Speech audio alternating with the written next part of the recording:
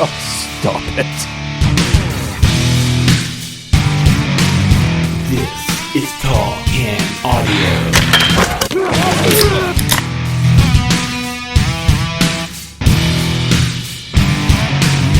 Hold on. I got a couple of things here. Okay. There's no quickly here going on. Hey, you know what? It is approaching happy hour on the beaches of Portugal. I was just trying not to keep you here too long. If you want to keep going, you got time, man. You know what? Thank you for the consideration. And I do see the sun is starting to set here. It sets about 20 after 6. Okay. And right now it's 4:51. So you're right. I might need a cocktail coming up here soon. But a couple of things that I want to get to, and would you believe it? They involve wrestling. This is what I was just about to ask you before we wrapped up. Well, I know you were. But, serendipitous. Well, it is. But number one, let's focus on the date of Monday, July the 8th. Right. I saw this morning. Monday Night Raw returns to Ottawa. Okay. That's a good sign. Yeah. Canadian Tire Center, Monday Night Raw, always a good time. Was there last time. Second row was nice, quite good. That was Sami Zayn night, right? Yeah. It was. Yeah. And also, and I think the much bigger story, right, is the one, and maybe bring up the story and we'll talk about it a little bit, because when Matt Robinson's sending me wrestling stories, you must know it's somewhat. I'm sure you'd already seen it, but no, but I had just seen it, not long before you sent me the message, and it could have been first that you sent it to me, and the fact that you are sending it to me means you understand at least that it is somewhat big news, and I'd like to talk about it for a minute, so bring it up. Okay. Well, we did see earlier this week that WWE in the United States will be moving Monday Night Raw to Netflix. In Canada, the UK, Latin America, I think there's a couple other territories, they're moving everything to Netflix. So your Monday Night Raw, your Friday Night SmackDown, your big events like your Royal Rumbles, your WrestleManias, all of it will move onto Netflix and away from traditional cable. Look, the good listener had a chance to hear my opinions when I spoke to Kevin Mickey, so they just want to hear from you right now, man. What's your take? Well, I got a lot of takes on this, and looking be forward happy hour in Ottawa by the time we're done. Now that sounds like a good idea. I will sit here and drink until it's happy hour in Ottawa, and then we'll see what the conversation will be like. Yeah, okay. Okay, so number one, let's talk about the number, because the number was the thing that, the WWE and Netflix wanted you to see, and the number is like $5 billion. Over 10 years, like, 10 years, and you're like, oh my God. Now, again, like every contract that not nobody, but the casual person sees the number and they don't understand that there are out clauses. There are, in half of that time, there are 10-year extensions that are possible for it. To put it in perspective, in terms of big league comparisons, the NHL paid $5.2 billion over 12 years for exclusive national broadcast rights to hockey in Canada. Now, that's a big boy deal, right? And that is the level that wrestling is on at this point. I know to a lot of people, you kind of look down your nose, and that's fine, and that it's a niche thing, and that's the numbers that just got kicked around. Not the exact thing, but a very similar deal for wrestling on Netflix.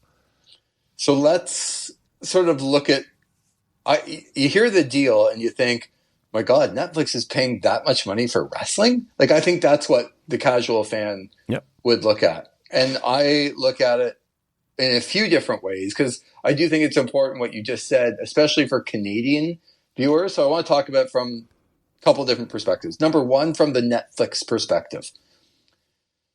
This is, to me, an unbelievable deal for Netflix. And to say that they're forking out $5 billion for wrestling, how could anybody say that? And I think that this is just the tip of the iceberg when it comes to what Netflix is doing here. Is they're taking a worldwide entity. So something that is not just popular in Canada or the United States, but a worldwide entity that they know. In India, this is crazy. In Latin America, it's crazy. Japan, Europe. And right now the WWE is doing all of these. They call them premium live events, but pay-per-views. Yeah. Well, where is the one coming up in a couple weeks after Royal Rumble? It's in Perth, Australia. They've done the last few years, and talk about it how you will, they've been in Saudi Arabia doing pay-per-views there. Mm-hmm. They have a pay-per-view coming up in France in April after WrestleMania. They were just in Wales. There's one in Germany coming up. Yeah. So the point is they are everywhere right now. And this is a worldwide entity. I believe, and doing a lot of reading on this, that Netflix has almost the perfect guinea pig. And to say, I hate to call a company like the WWE a guinea pig. No, you're right, though.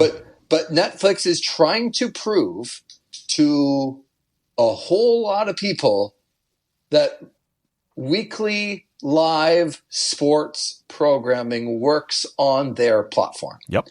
And it's not if, when they prove it, because the wrestling fan, well, we're nuts. We're crazy. And we will follow wherever the programming is. We will follow. And when they prove that this works, Netflix will have the ability to then go to whoever.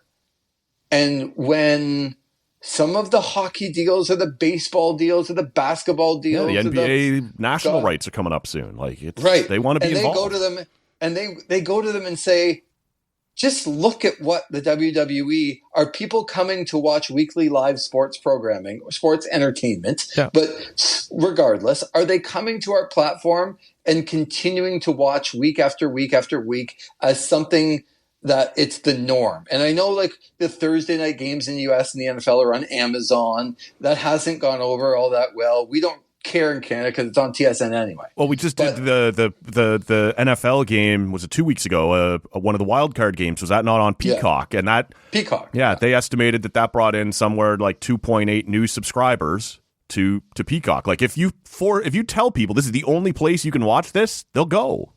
We're seeing it already.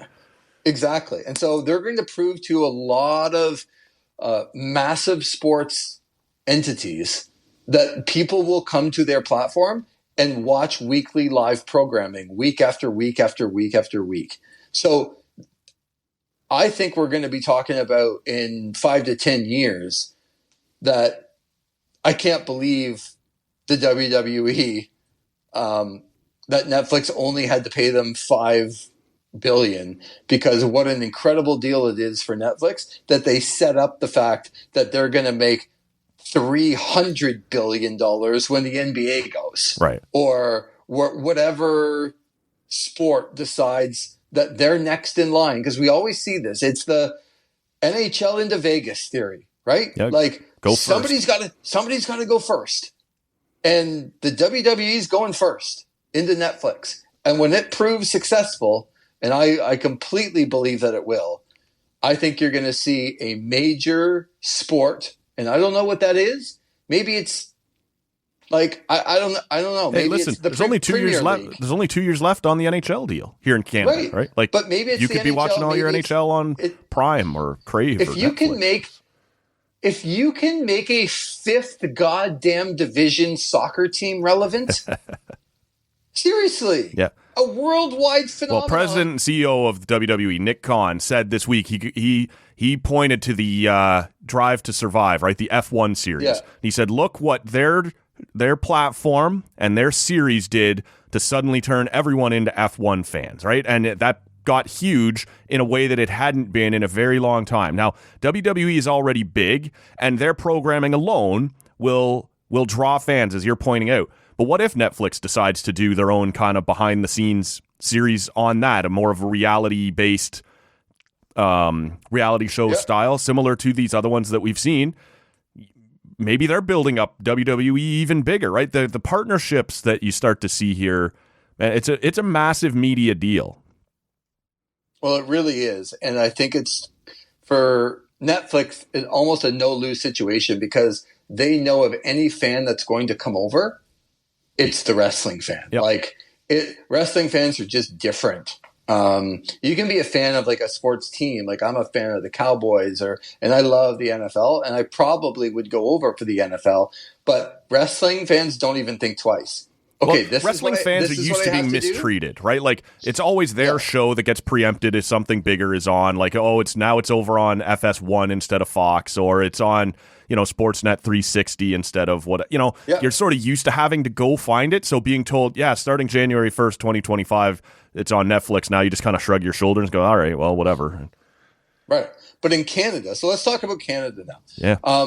In Canada, it's a huge win for a wrestling fan to know that all of the WWE programming is going to be on Netflix, whether it's Monday Night Raw, Friday Night SmackDown. They have like for those who don't watch wrestling, NXT is like an AHL development league. Yeah. Developmental league. But having their pay-per-views or premium live events and the WrestleManias and the Royal Rumble coming up this weekend, which we'll talk about in a second. You can get in the Royal Rumble pool. This is wrestling. Matt Robinson's in it, so you want to beat him in it. So we'll get to that in a second. But I think to have everything on one entity. So what does that do for Canadian television? Well, it kills Sportsnet 360 dead. Well, I can tell you it kills that channel. Yes. That used to be The Score and now is Sportsnet 360. And if you are a wrestling fan in Canada, Sportsnet 360 is not part of the other channels. So when you get the Sportsnet channels and part of the package that you got to pay a little bit more for 360. And it's like, ugh. But wrestling fans are going to do it, so okay. Yep. Well, what does TSN do? If you get all the channels or TSN on the package, and you try to explain this to even like people that are selling you the package, you're like, oh no, you get TSN 1, 3, 4, and 5. Well, where's AEW? Right. TSN 2. Yeah. The channel that you have to pay more for. Yep. Because wrestling fans will pay more. So now, Sportsnet 1. And Rogers specifically does not have 3 hours of live programming on Monday night that people were continually tuning in to see. They don't have, and certainly not as much. On Tuesday night, it got moved a lot, but on Tuesday night, they have the developmental program, NXT. But on Friday night, they had SmackDown, and they have lost 7 hours of television. Of live television. That's not even counting the replays that they do constantly through the week. And like, so they've lost that. And what are they going to replace it with? Because the people that were watching are gone. Like this isn't, they're going to stick with you if you put something else on. Now let me draw Friday one night. particular line for you though, that I would, and I largely agree. I think this is going to probably kill 360, but what we did just see Sportsnet do starting this year is reacquire UFC. Now, UFC has a huge back catalog of content. They have The Ultimate Fighter. They have not free, but like cable fight nights almost every weekend now on top of your regular pay-per-views. They have Dana White's Contender Series. The UFC fan and the wrestling fan is not the same, and UFC, despite being maybe more well-known, or not more well-known, but like being less accepted is maybe still a larger is more of a niche audience. It's a smaller audience, I think, despite being more well-known globally, perhaps. Correct. So you could try that. You could do Monday night, The Ultimate Fighter, Tuesday night, Classic Fights, Friday night, Dana White's Contender Series. Like you could try and backfill, but they're not going to draw the same numbers as wrestling did. We've seen that. Right. No, and when you say wrestling, I would like you to just say WWE in particular. But it is interesting, the timing. I have a feeling Sportsnet knew this was coming, and we need something, right? Like, we better grab some other content to try and fill some of these hours.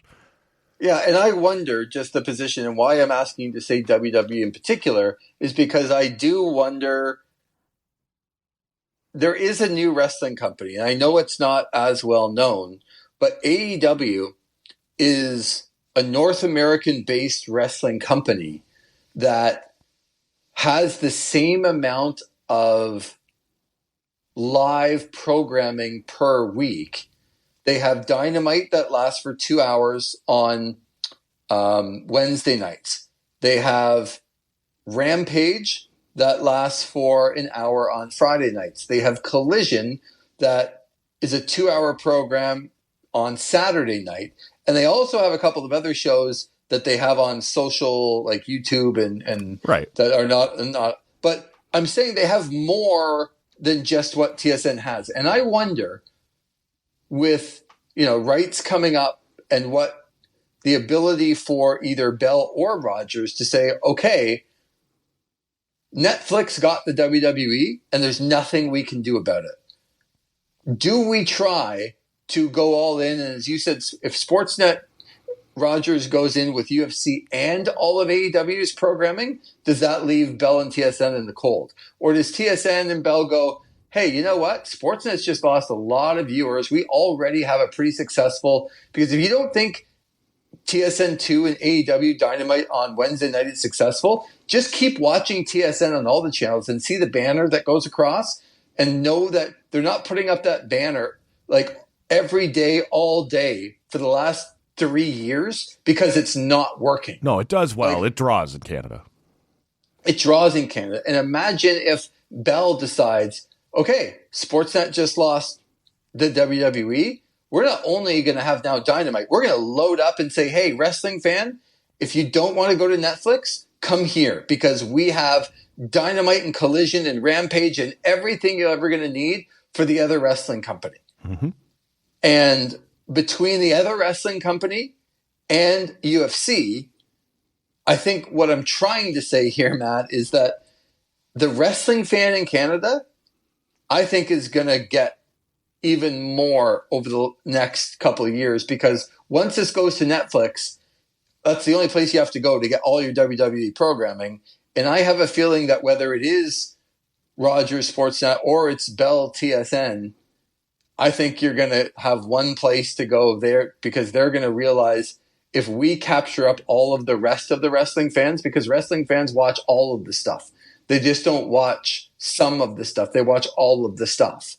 And if we capture all of the AEW stuff that is happening and we put it on, we're going to leave the other guy out in the cold. Because I just don't think – I think losing wrestling, people don't understand how big it is for the it's not the one-time number. It's the consistency of the weekly viewership that they're going to miss, because – they could almost like write it down in marker. Yeah. Pretty much what they there's ad revenue that goes with that. We have this many viewers these nights every week. Yeah. And now the unpredictability is hard to sell. Yeah. Yes, it's not. That number never changed. Like it might go up a little bit with big things or down a little bit with wrestling's not, doing as well. But pretty much it's within a tight range of, you can pretty much say on Friday nights in SmackDown, in Canada, we're getting 600,000 people that are watching. Right. That's valuable to advertisers. They'll take that. Yes, 100%. So I think the wrestling fan in Canada from this big Netflix WWE deal not only wins with all of the WWE programming going in one, you don't have to pay for 3 channels anymore. It's the other, what are the other, Bell and Rogers going to do to keep wrestling on their channels?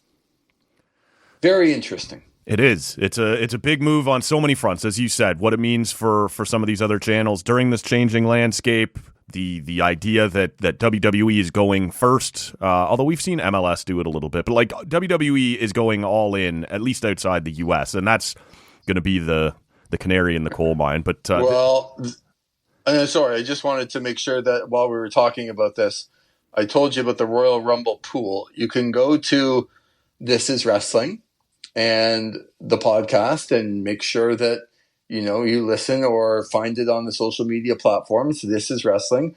You can also send me an email, versagelee@gmail.com, if you want in our Royal Rumble pool, which is happening as we record this tomorrow night. For $10, here's what you get.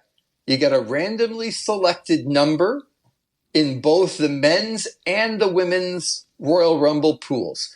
So basically $5 for the men, $5 for the women. You, Matt Robinson, we'll draw your name, and in the women, you got number 7, and in the men, you got number 29. Ooh. And so, well, I don't know that. I'm just giving you an example. But that would be good. But whoever comes out at that number is your selected wrestler. And if that selected wrestler wins, you win all of the cash. The pot. Yeah. The pot that is there to be won. It's pretty simple. We have no idea. Like, I'm going to be in it. It's my own pool. And I have no idea, because even if I told you, oh my God, Lee Versage got number 30. What? That's amazing. Well, I don't know who 30 is. And 30 might be a joke wrestler at the end when you think somebody big's coming out. Doink the Clown makes his return. It ends up being Doink the Clown, and I'm the biggest loser. Like, I have no idea who's coming out at those numbers, and neither do you or anybody else. And that's what makes this pool, if you watch wrestling at all and you care about the Rumble, it makes it really fun, because you don't know who's coming out at your number. And then once they're in, hey, what if they win? Right? Yeah. And you got 2 matches to watch that through. So you don't just have one opportunity, you have 2 opportunities to win some money. So go to This Is Wrestling, find it on the social media, let Zach know. I know, Matt, you'll probably put the link out and let people know. And they can email me as well. You can put my email there, versagelee@gmail.com, and we'll get this thing done. I need a prediction from you. The men's and the women's Rumble, 1 winner each. Cody Rhodes and Becky Lynch. Okay. There you go. That is the most concise answer. Oh, he wasn't done. No, I'm done. People, it was so funny. I was recording the Minions. I was recording the This Is Wrestling podcast a couple of days ago, and Zach asked me for, like, okay, it's time. What's your pick? And I'm like, I'm picking Cody Rhodes in the men. It is time for him to finish his story and, go on to WrestleMania and win the title and everything. And then I finish all the answers. He's like, and just so you know, Justin Barrasso from Sports Illustrated has just put out a report saying this isn't the year that Cody finishes the story, and basically Cody's not going to be there. And sorry about your luck, Lee, but this is an official report. It's Sports Illustrated. I guess you can take it for a grain of salt, but it's Sports Illustrated. You can almost take it to the bank. Blah blah blah blah blah. Retraction to the story the next day. Yep, it's all been rescinded. Incredible. And guess who? Zach totally believed it, and I'm like, yeah, you're such a minion. Like, just come up with your own ideas, Zach. Well, that's a fair enough statement, but also, Sport SI is reasonably. I know. They don't giving them the business. Yeah, they don't wade into the wrestling rumor mill too often. So typically, they do when the WWE wants them to. That's fair enough. As we talked about, planting the right story at the right time, and maybe Gary's gotten involved. And exactly. So Becky Lynch for the women, Cody Rhodes for the men. What about you? Yeah, I also have Becky for the women, but I'm saying The Rock for the men. Oh man, I would hate that. Oh my God, I would hate that. That would be like Dan Campbell and the Lions winning. If those 2 things happen on the weekend, don't call me Monday, okay? Because I'm not sure. There's other ways to set up him versus Roman, but you get to stretch out the Punk thing. And are they worried about whether Seth is going to be back on time? So if you have Punk win to set up him versus Seth, and it turns out he's not ready, I think maybe they can buy some time, see how Seth's recovery goes. And for people who aren't big wrestling fans, the other big champion in the company is Seth Rollins. Recently injured his knee. He's saying he'll be back for Mania. When you say that, you probably will be, right? They're not going to throw that out there lightly, but there's a chance he's not ready. And so what do you do with Punk if he wins and then Seth isn't ready? So I think you draw out the Cody thing, you draw out the Punk thing, maybe through the chamber or whenever, see how Seth's recovery is going. And in the meantime, you can use the Rumble maybe to set up the Roman Reigns match between him and The Rock. He can come in at like 28. He doesn't have to take a lot of big bumps, right? It's always kind of a schmoz. He can push a couple guys out and carry on, get the big pop. Well, all I know is that you've just now picked a guy who is one of the most famous people on the planet and did an 8-minute promo 2 weeks ago and was completely out of gas. Like, the guy didn't even wrestle, and he's looking like he's dying of breath in the ring. I did say he'd now, come in pretty late. Yeah, I know, but now I'm supposed to believe that he's going to come in and win the Rumble and go on to headline WrestleMania. I keep being told it's going to happen. I keep almost like trying to turn my head, going, I know it is probably going to happen. He but doesn't. I don't want. He doesn't do the head of the table line unless they're doing the match. Oh, they might do the match. Yeah. But my prediction for you is that The Rock is going to get in and force his way into a match on Saturday night of WrestleMania. And Cody Rhodes and Roman Reigns is going to beat The Rock on Saturday night. And Cody Rhodes is going to beat Roman on Sunday night. Could be. You could do that. You could double, or you could have him headline. You got to have The Rock involved. Like, if he's available, you got to have him involved, especially with the Netflix deal and everything else. But you got to have him involved. But to me, you just can't put him in the main event of WrestleMania on Sunday night. Like, I don't care how much he gets in shape. He looks in great shape, but he's not in conditioned shape. The last couple times we've seen him, and it's rare, obviously, and it was a while, but like he gets hurt now, right? When you don't do this all the time, yeah. Like, did he not blow half his abdomen apart in the second WrestleMania? Like, so he did, and Roman Reigns doesn't wrestle very often, and quite frankly, if you've watched a lot of his matches, well, you won't because he wrestles like 3 times a year. But if you've watched his matches, there is so much stalling going on in his matches because they drag out these main events for 25, 30 minutes, but Roman Reigns can't do it. So now I got to watch 2 guys that can't do it. Oh, man. But you're probably right. Probably going to happen, and you're going to know more than me. I'm naively just trying to will it's just one this of many away. Possible stories, that's all. I'm just trying to will it away to make it earlier in the week, we thought it was Gunther, so, It's Gunther to you? Yeah, sorry. I know you're over in Europe now. You've got a handle on these things. You've got these names down. It's a good way to finish. That is where we'll wrap this one up. It is into happy hour in Portugal, so we can't hold Lee here any longer. It's going to be a big weekend of wrestling. We got, like you said, the Royal Rumble on Saturday. Always one of the most fun events of the year. We will make sure the info, if you want to jump into the This Is Wrestling Royal Rumble pool, we'll make sure that's all in the show notes for you. Now, if y'all ain't got nothing else for me to drink, I'm going to haul ass. No, I'm serious. I'm about to haul ass. If y'all have no better shit than this to drink. Thanks for listening. You can get more TCA at tallcanaudio.com or by searching Tall Can Audio on your favorite podcast app.